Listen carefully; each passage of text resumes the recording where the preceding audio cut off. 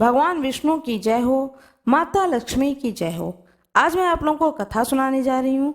भाद्रपद मास शुक्ल पक्ष की पद्मा एकादशी परिवर्तनी एकादशी की कथा सुनाने जा रही हूँ। जैसा कि हम सभी लोग जानते हैं, हर महीने में 2 एकादशी व्रत पड़ता है, एक शुक्ल पक्ष में, दूसरा कृष्ण पक्ष में। यह जो व्रत आ रहा है एकादशी व्रत, यह है भाद्रपद मास के शुक्ल पक्ष की एकादशी को पड़ने वाली परिवर्तनी एकादशी के नाम से यह एकादशी व्रत जाना जाता है। कृपया वीडियो को ज़्यादा से ज़्यादा लाइक करें और शेयर करें, जिससे कि यह कथा और एकादशी की संपूर्ण जानकारी ज़्यादा से ज़्यादा लोगों तक पहुँचे और उन्हें जानकारी हो सके कि यह व्रत कितना उत्तम, कितना सुंदर है और किस प्रकार से यह व्रत रखना चाहिए। भगवान विष्णु की जय हो, माता लक्ष्मी की जय हो। आज मैं आप लोगों को कथा सुनाने जा रही हूँ। भाद्रपद मास शुक्ल पक्ष की पद्मा एकादशी परिवर्तनी एकादशी की कथा सुनाने जा रही हूँ। अपने हाथ में पुष्प ले लें। एक बार युधिष्ठिर जी ने भगवान श्री कृष्ण से पूछा कि हे केशव, भाद्रपद मास के शुक्ल पक्ष में जो एकादशी होती है उसका नाम क्या है, कौन देवता हैं और किस विधि से यह पूजा की जाती है, यह बताइए। भगवान श्री कृष्ण बोले, हे राजन, इस विषय में मैं तुम्हें आश्चर्यजनक कथा सुनाता हूँ, जिसे ब्रह्मा जी ने महात्मा नारद जी से कहा था। नारद जी ने जब पूछा कि भगवान विष्णु से कि हे चतुर्मुख, आपको नमस्कार है, मैं भगवान विष्णु की आराधना करने के लिए आपके मुख से यह सुनना चाहता हूँ कि भाद्रपद मास के शुक्ल पक्ष में कौन सी एकादशी होती है। ब्रह्मा जी ने कहा, हे मुनिश्रेष्ठ, तुमने बहुत उत्तम बात पूछी है। क्यों न हो वैष्णव जो ठहरे। भादो के शुक्ल पक्ष की एकादशी पद्मा के नाम से विख्यात है। उस दिन भगवान ऋषिकेश की पूजा होती है। यह उत्तम व्रत अवश्य करने योग्य है। सूर्य वंश में मानधाता नामक एक चक्रवर्ती सत्य प्रतिज्ञ और प्रतापी राजऋषि हो गए हैं। वह अपने प्रजा का अपने पुत्रों की भांति धर्म पूर्वक पालन किया करते थे। उनके राज्य में अकाल नहीं पड़ता था, मानसिक चिंताएं नहीं सताती थीं, व्याधियों का प्रकोप नहीं होता था। उनकी प्रजा निर्भय तथा धन धान्य से समृद्ध थी। महाराजा के कोष में केवल न्यायोपार्जित धन का ही संग्रह था। उनके राज्य में समस्त वर्णों और आश्रमों के लोग अपने अपने धर्म में लगे रहते थे। मानधाता के राज्य की भूमि कामधेनु के समान फल देने वाली थी। उनके राज्य करते समय प्रजा को बहुत सुख प्राप्त होता था। एक समय किसी कर्म का फल भोग प्राप्त होने पर राजा के राज्य में 3 वर्षों तक वर्षा नहीं हुई। इससे उनकी प्रजा भूख से पीड़ित हो नष्ट होने लगी। तब संपूर्ण प्रजा ने महाराज के पास जाकर इस प्रकार कहा। प्रजा बोली, हे नृपश्रेष्ठ, आपको प्रजा की बात सुननी चाहिए। पुराणों में मनीषी पुरुषों ने जल को नारा कहा है। वह नारा ही भगवान का आयन निवास स्थान है, इसलिए वे नारायण कहलाते हैं। नारायण स्वरूप भगवान विष्णु सर्वत्र व्यापक रूप में विराजमान हैं। वे ही मेघ स्वरूप होकर वर्षा करते हैं। वर्षा से अन्न पैदा होता है और अन्न से प्रजा का जीवन धारण होता है। हे नृपश्रेष्ठ, इस समय अन्न के बिना प्रजा का नाश हो रहा है, अतः ऐसा कोई उपाय कीजिए जिससे हमारे योग क्षेम का निर्वाह हो। राजा ने कहा कि आप लोगों का कथन सत्य है, क्योंकि अन्न को ब्रह्म कहा गया है। अन्न से प्राणी उत्पन्न होते हैं और अन्न से ही जगत जीवन धारण करता है। लोक में बहुधा ऐसा सुना जाता है तथा पुराणों में भी बहुत विस्तार के साथ ऐसा वर्णन है कि राजाओं के अत्याचार से प्रजा को पीड़ा होती है, किंतु जब मैं बुद्धि से विचार करता हूँ तो मुझे अपना किया हुआ कोई अपराध नहीं दिखाई देता। फिर भी मैं प्रजा के हित करने के लिए पूर्ण प्रयत्न करूंगा। ऐसा निश्चय करके राजा मानधाता ने इन्हें गिने व्यक्तियों को साथ लेकर विधाता को प्रणाम करके सघन वन की ओर चले गए। वहां जाकर मुख्य मुख्य मुनियों और तपस्वियों के आश्रमों पर घूमते फिरे। एक दिन उन्हें ब्रह्मपुत्र अंगिरा ऋषि का दर्शन हुआ। उन पर दृष्टि पड़ते ही राजा हर्ष में भरकर अपने वाहन से उतर पड़े और इंद्रियों को वश में रखते हुए दोनों हाथ जोड़कर उन्होंने मुनि के चरणों में प्रणाम किया। मुनि ने भी स्वस्ति कहकर राजा का अभिनंदन किया। उनके राज्य के 7 अंगों की कुशल पूछी। राजा ने अपनी कुशल बताकर मुनि के स्वास्थ्य का समाचार पूछा। मुनि ने राजा को आसन और अर्घ्य दिया। उन्हें ग्रहण करके जब वे मुनि के समीप बैठे तो उन्होंने उनके आगमन का कारण पूछा।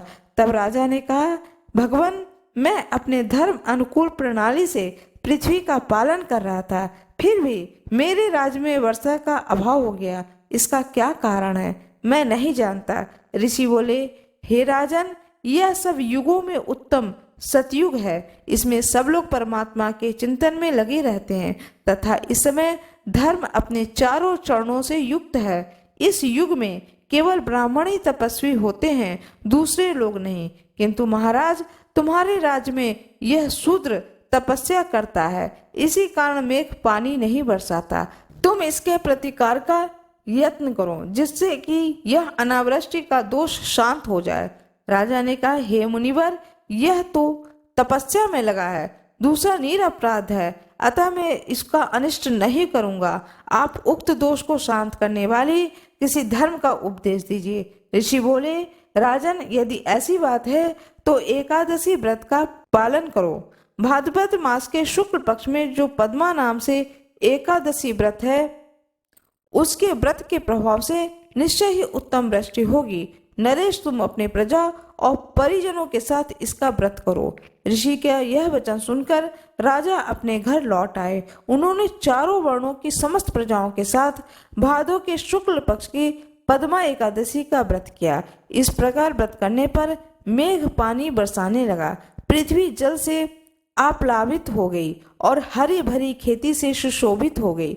उस व्रत के प्रभाव से सब लोग सुखी हो गए। भगवान श्री कृष्ण ने कहा, हे राजन, इस कारण इस उत्तम व्रत का अनुष्ठान अवश्य करना चाहिए। पद्मा एकादशी के दिन जल से भरे घड़े को वस्त्र से ढककर दही और चावल के साथ ब्राह्मण को दान देना चाहिए। साथ ही छाता और जूता भी देने चाहिए। दान करते समय निम्नांकित मंत्र का उच्चारण करें। नमो नमस्ते गोविंद बुद्ध श्रवण संज्ञक अघोघ संचय कृत्वा सर्व शौक प्रप्रदो भव भुक्ति मुक्ति प्रदश्चैव लोकानाम सुखदायकः। बुधवार और श्रवण नक्षत्र के योग से युक्त द्वादशी के दिन बुद्ध श्रवण नाम धारण करने वाले भगवान गोविंद, आपको नमस्कार है, नमस्कार है। मेरी पाप राशि का नाश करके आप मुझे सब प्रकार के सुख प्रदान करें। आप पुण्य आत्मा जनों को भोग और मोक्ष प्रदान करने वाले तथा सुखदायक हैं। हे राजन, इसके पढ़ने और सुनने से सब पापों से मुक्त हो जाता है मनुष्य। भगवान विष्णु की जय हो, भगवान ब्रह्मा की जय हो, भगवान श्री कृष्ण की जय हो, नारद मुनि की जय हो। जो पुष्प आपके हाथ में है, इस पुष्प को भगवान की प्रतिमा के सामने अर्पित कर दें। मेरा ये वीडियो कैसा लगा कृपया कमेंट बॉक्स में जरूर बताएं। कृपया वीडियो को ज्यादा से ज्यादा लाइक करें और शेयर करें, जिससे कि यह कथा और एकादशी की संपूर्ण जानकारी ज्यादा से ज्यादा लोगों तक पहुंचे और उन्हें जानकारी हो सके कि यह व्रत कितना उत्तम, कितना सुंदर है और किस प्रकार से यह व्रत रखना चाहिए। आज मैं आप लोगों को बताने जा रही हूँ कि इस बार भाद्रपद मास के शुक्ल पक्ष में जो एकादशी पड़ने जा रही है, एकादशी जो व्रत हो रहा है, उसमें भगवान विष्णु का किन किन रूपों में पूजा की जाएगी, यह सारी जानकारी अपने वीडियो के द्वारा आप लोगों को देने जा रही हूँ। कृपया मेरे वीडियो में अंत तक बने रहें। जैसा कि हम सभी लोग जानते हैं, हर महीने में 2 एकादशी व्रत पड़ता है, एक शुक्ल पक्ष में, दूसरा कृष्ण पक्ष में। यह जो व्रत आ रहा है एकादशी व्रत, यह है भाद्रपद मास के शुक्ल पक्ष की एकादशी को पढ़ने वाली परिवर्तनी एकादशी के नाम से यह एकादशी व्रत जाना जाता है।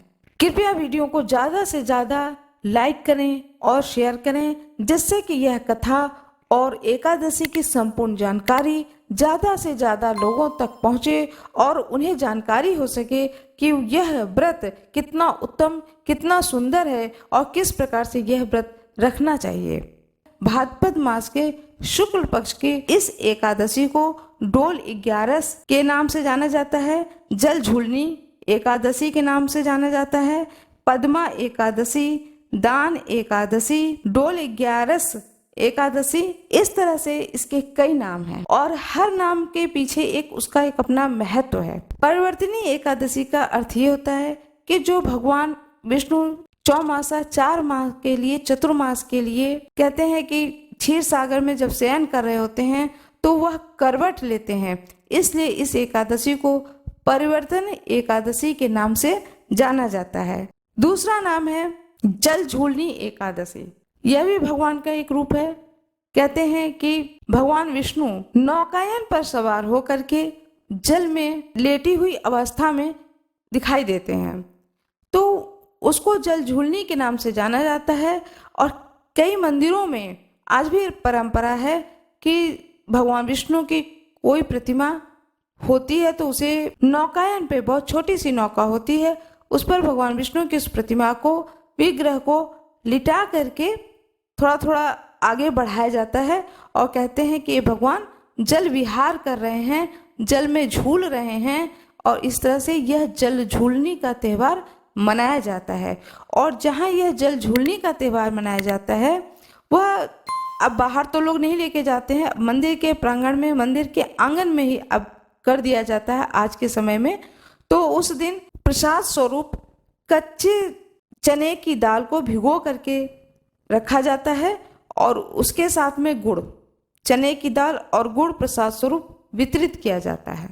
यही सबको बांटा जाता है। जो व्रती होते हैं वह गुड़ का पान करते हैं और जो व्रती नहीं होते हैं, जिन्होंने व्रत नहीं रखा है, तो वह इस महोत्सव में शामिल होते हैं, पूजन में शामिल होते हैं, आरती में शामिल होते हैं और उसके बाद में प्रसाद स्वरूप चने की दाल और गुड़ को प्रसाद स्वरूप ग्रहण करते हैं। इसलिए इस एकादशी का नाम जल झूलनी एकादशी पड़ा है। डोल 11 कहते हैं कि जब भगवान श्री कृष्ण बहुत छोटे रूप में थे, बाल रूप में थे, तो एक बार उनकी माता ने उन्हें स्नान, डोल में बिठाकर स्नान कराया था, तो इसलिए इस एकादशी का नाम डोल एकादशी पड़ गया। जितने नाम हैं, हर नाम का एक अपना अर्थ है, ऐसा नहीं है कि नाम ऐसे ही पड़ गया है। इस एकादशी का नाम दान एकादशी है। कहते हैं कि इस दिन जितना ज़्यादा से ज़्यादा हो सके गुप्त रूप से दान करना चाहिए, खास करके भगवान के मंदिरों में, भगवान के निमित्त की आपके वस्त्र के लिए मैं दान कर रही हूँ, आपके मंदिर में घंटा के लिए दान कर रही हूँ, इस तरह से यथाशक्ति अपना दान कर देना चाहिए, मंदिरों में दान पेटी में डालना चाहिए। इस एकादशी का नाम दान एकादशी भी पड़ा है। यह एकादशी बहुत ही पुण्यदायक है, बहुत ही पुण्य फलदायक व्रत है। कहते हैं कि इस व्रत को रखने से अश्वमेघ के यज्ञ के बराबर पुण्य की प्राप्ति होती है और करोड़ों यज्ञ जो कराते हैं उस यज्ञ के बराबर एक एकादशी का व्रत का फल प्राप्त होता है। इससे यह एकादशी बहुत ही फलदायी मानी गई है। एकादशी के दिन ब्रह्म मुहूर्त में उठ करके, ब्रह्म मुहूर्त का समय हम सभी लोग जानते हैं, प्रातः 4 बजे से लेकर सुबह के 6 बजे तक के समय को ब्रह्म मुहूर्त कहते हैं। इस मुहूर्त में उठना चाहिए। स्नान ध्यान करने के बाद में भगवान सूर्य को अर्घ दें, तुलसी जी की पूजन करें, तुलसी जी को धूप दीप दिखाएं, भोग लगाएं, यह तुलसी पूजन करना चाहिए। नित्य कर्म जो आप अपने घर में नित्य पूजा करते हैं उस पूजन को करें। पूजन करने के बाद में स्वयं से संकल्पित हों कि आज मैंने एकादशी के व्रत को धारण किया है और मैं एकादशी के व्रत का जो नियम है उन सारे नियमों को यथाशक्ति पालन करूंगा या करूंगी।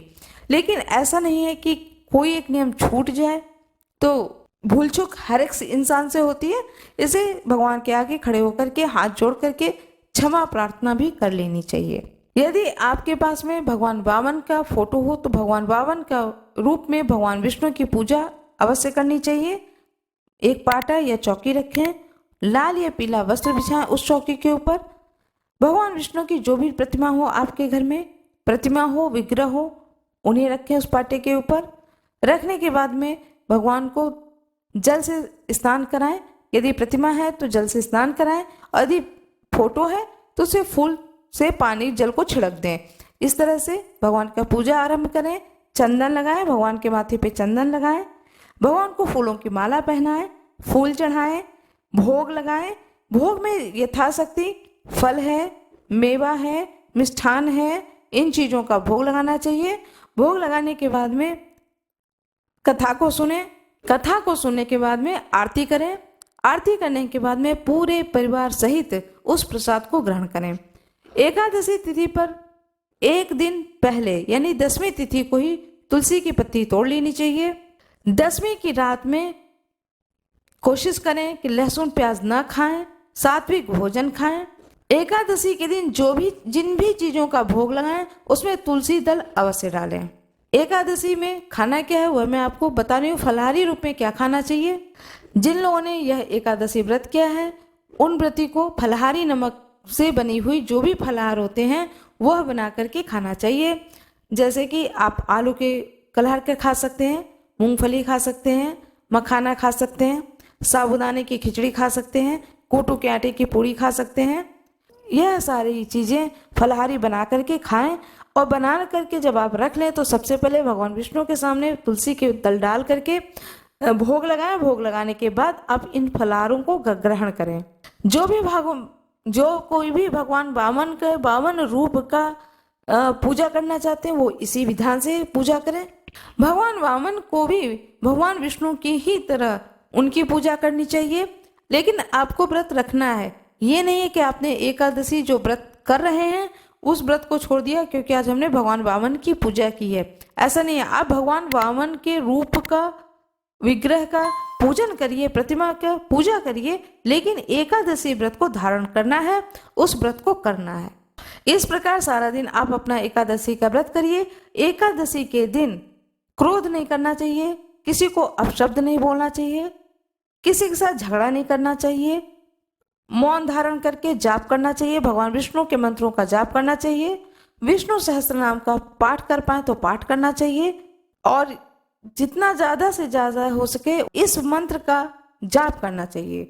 ओम नमो भगवते वासुदेवाय, इस मंत्र का जाप करना चाहिए। अपना सारा समय भगवान विष्णु के प्रति स्वयं को समर्पित करते हुए बिताना चाहिए। कोई आकर आपके कानों में किसी की शिकायत कर रहा है तो उस शिकायत को नहीं सुनना चाहिए। कोशिश करनी चाहिए कि इन चीजों से बचें। इस दिन कुछ कार्य नहीं और भी हैं जो कुछ कार्य नहीं करने चाहिए। जैसे कोई भी व्रत हो तो व्रती को चाहिए कि उस दिन वो बालों की कटिंग ना करें, नाखूनों की कटिंग नहीं करनी चाहिए।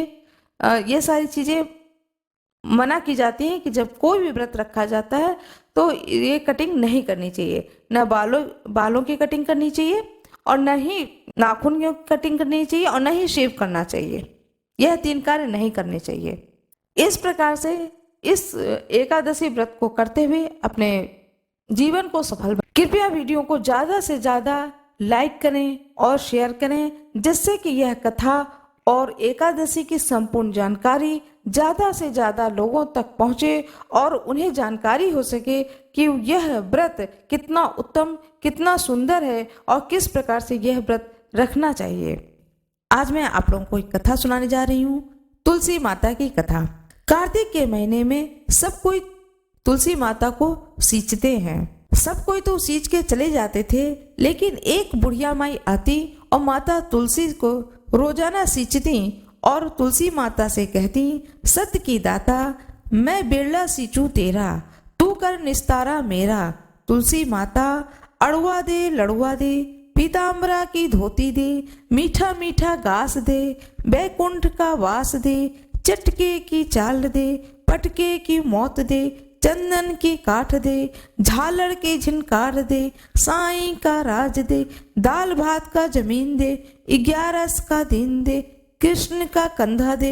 इतनी बात सुनकर माता तुलसी सूखने लगी।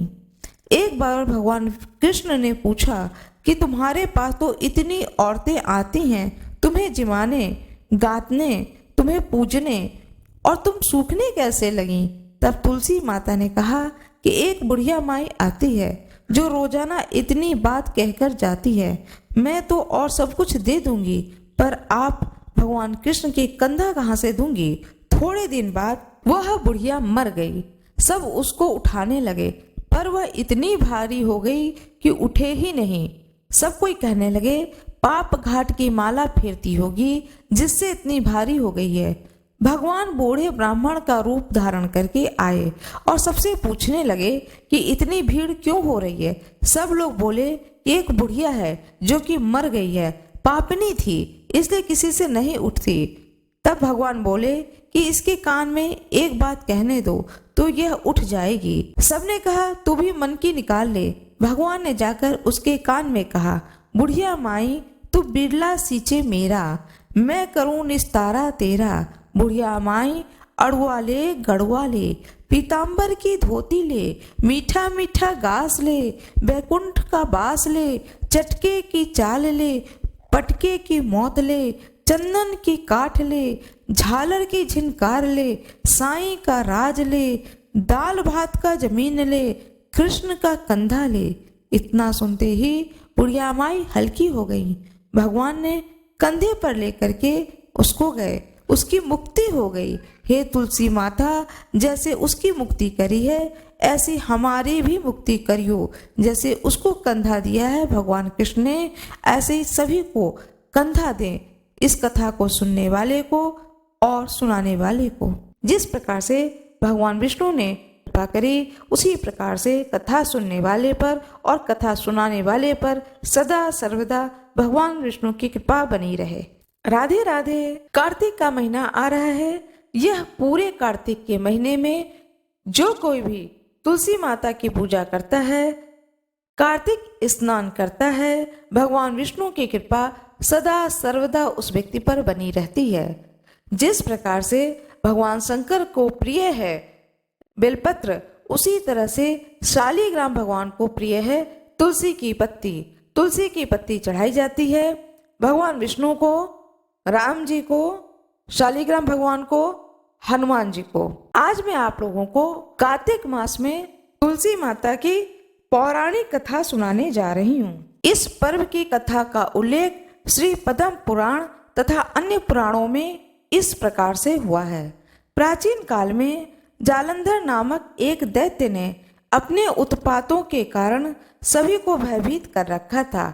उसकी पत्नी वृंदा रूपवती होने के साथ एक पतिव्रता स्त्री थी। उसी के प्रताप से वह सर्व विजय बना हुआ था। उस दैत्य से भयभीत होकर ऋषि मुनि और देवतागण भगवान विष्णु के पास जाकर अपनी विपदा सुनाने लगे, तो उन्होंने वृंदा का पति धर्म भंग करके उसका बल क्षीण करने का निश्चय किया।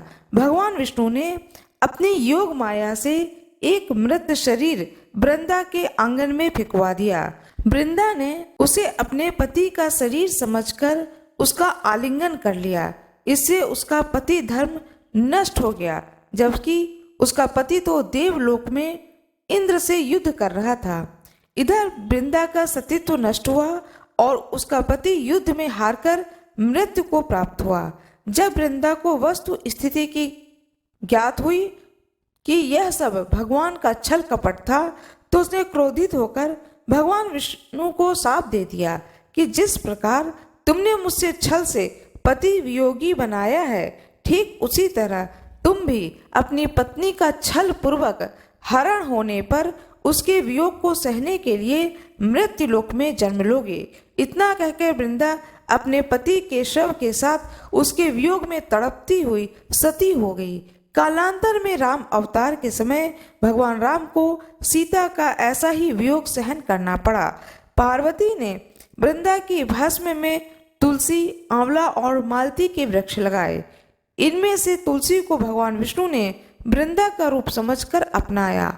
कुछ लोग यह भी मानते हैं कि भगवान विष्णु ने छल से वृंदा का सतीत्व भंग कराया था, तो उसने उन्हें पत्थर बनने का शाप दिया था। इस पर भगवान ने कहा था कि तुम मुझे लक्ष्मी से भी अत्यंत प्रिय हो। यह सब तुम्हारे सतीत्व का ही फल है कि तुम तुलसी बनकर तुम सदा मेरे साथ रहोगी। जो भी तुम्हारे साथ मेरा विवाह करेगा वह परम धाम को प्राप्त होगा। यही कारण है कि शालीग्राम की पूजा बिना तुलसी दल चढ़ाए अधूरी मानी जाती है। इसी प्रकार पूरे कार्तिक मास में तुलसी जी की पूजा की जाती है। प्रातःकाल और सायंकाल दोनों समय में तुलसी माता की पूजा की जाती है। कार्तिक मास में प्रातःकाल के समय में तुलसी जी को सींचा जाता है, जल चढ़ाया जाता है, सिंदूर चढ़ाया जाता है, नित्य सिंदूर चढ़ाया जाता है, भोग लगाया जाता है, आरती की जाती है, दीपक जला करके रखा जाता है सुबह के समय भी और शाम के समय भी। नित्य भगवान विष्णु के चरण बना करके वहां पर दीपक जलाया जाता है। इस तरह से तुलसी माता की पूजा पूरे कार्तिक माह में की जाती है। मेरा यह वीडियो कैसा लगा कमेंट बॉक्स में जरूर बताएं। वीडियो को लाइक जरूर कर दीजिएगा, चैनल को सब्सक्राइब कर दीजिएगा, बेल आइकन दबाना न भूलिएगा। इसमें आपका कुछ भी लॉस नहीं है, इसलिए बेल आइकन जरूर दबा दीजिएगा। धन्यवाद।